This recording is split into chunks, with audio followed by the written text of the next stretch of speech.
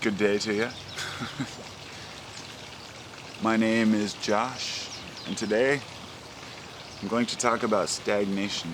Now, bear with me. First off, I'm going to make the disclaimer that this is just the rants and thoughts of me personally, and no conclusions to be drawn here from anything. In fact, all of my videos are that way.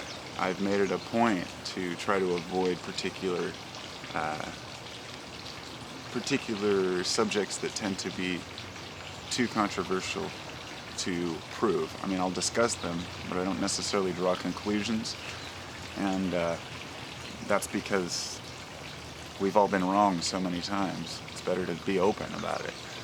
And one thing that I wanted to discuss was, and that I think affects a lot of people online and at home, and I always separate the online life and the real life, because we know how different the two can be. And I've noticed something with me personally, that I stagnate if I stay in one place too long. Now, if I'm working consistently, then I get up in the morning, I have my routine, I go to work, and I've broken that cycle of stagnation. And or if you go on vacation to get away, and then you come home and you miss home again, but the week before you left you just wanted to get away. Now, I don't necessarily think, I think it's embedded in our minds, I guess, is like that we want to move, that we want to travel.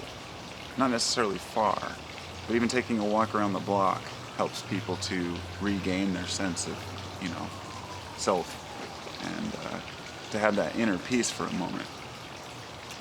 But I was trying to think of a metaphor that I could use as an example for stagnation, but I guess it would be like putting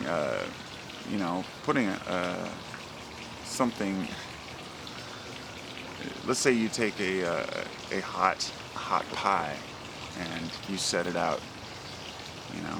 If you move that pie around through the air, it's going to cool faster. That's just a horrible metaphor.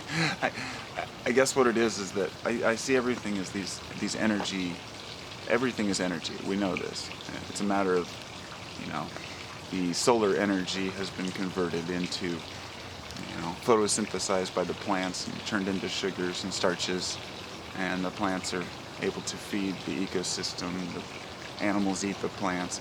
In the end, we're all eating light. And as your body is right now firing like a reactor, you're burning this energy. You're using light. You're using energy to create energy.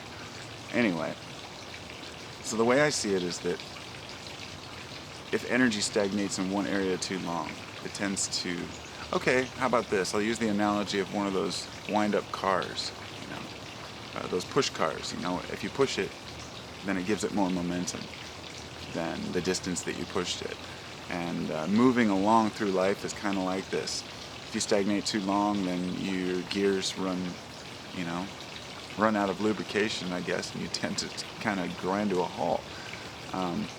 I've noticed it when I'm not working, after I messed my back up pretty bad a few months ago, and there was a time when the pain was excruciating. I mean, I couldn't believe I was even alive. It hurt so bad, and then gradually it waned, and now I'm ready to get back into the groove. But when I stagnate too long, it makes every day, I still get up in the morning and I embrace every day. But if, like 10 years ago, it would be easy for me to get up and wallow and be depressed about stuff.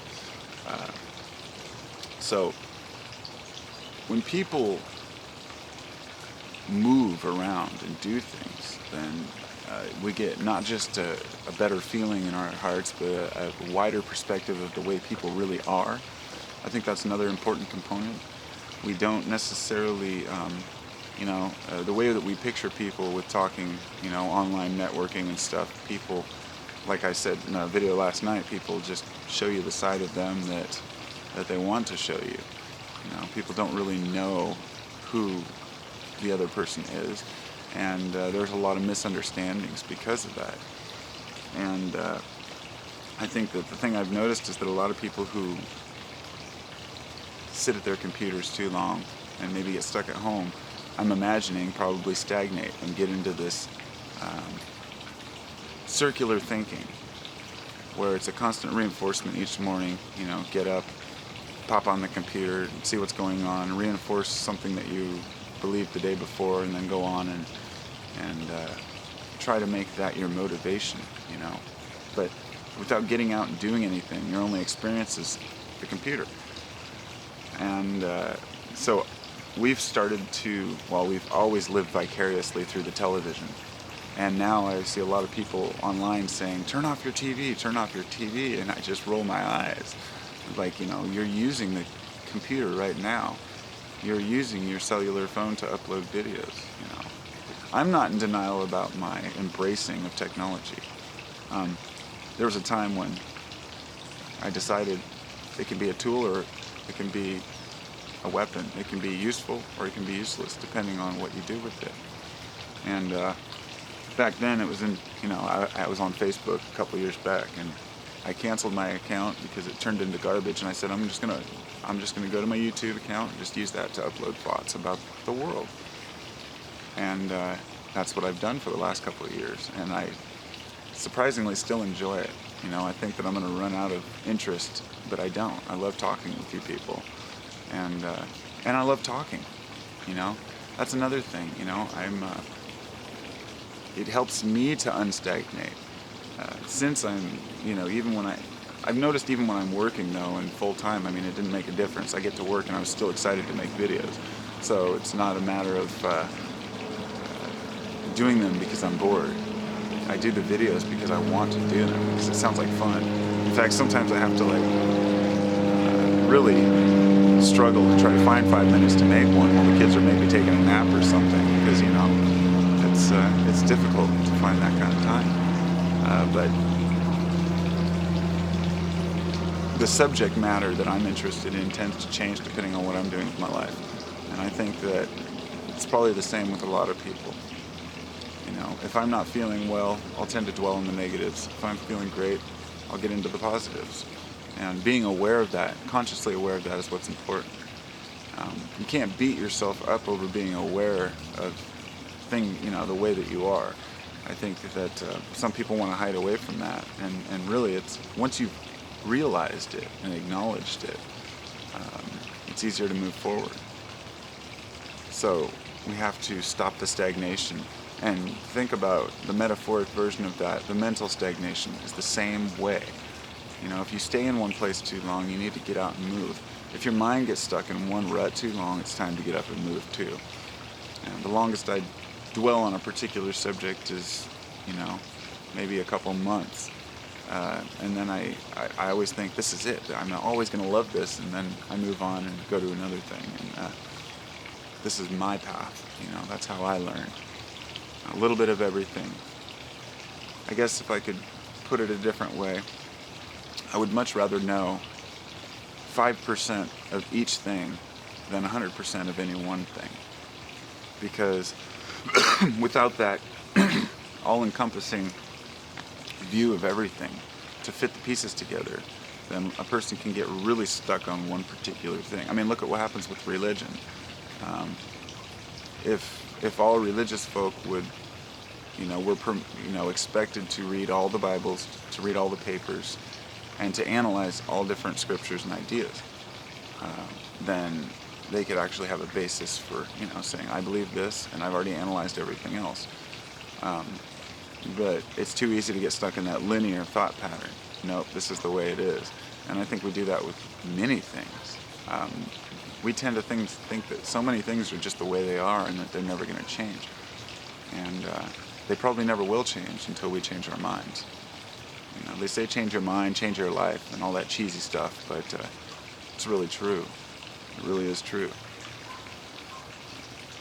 So my parting words would be that we got one chance, one life as us, regardless of the irrelevance of heaven, reincarnation, any of that. Even if you do reincarnate, you obviously don't remember your previous life, or it's not of any major significance right now. in your conscious mind. So as far as this consciousness, who you are right now, you have one chance to make it right. And only you know what that rightness is. And so when we stagnate, another thing that happens is time goes by really fast. You know, it can also go by really fast when we're moving too, but I guess it depends on your state of mind. If you're stagnating and you're not feeling well, then time could go by really slow. If you're feeling great, maybe it will go by fast, but I don't know. I guess I think that the energy somehow gets neutralized by the environment, almost as if we need to just keep charging it up.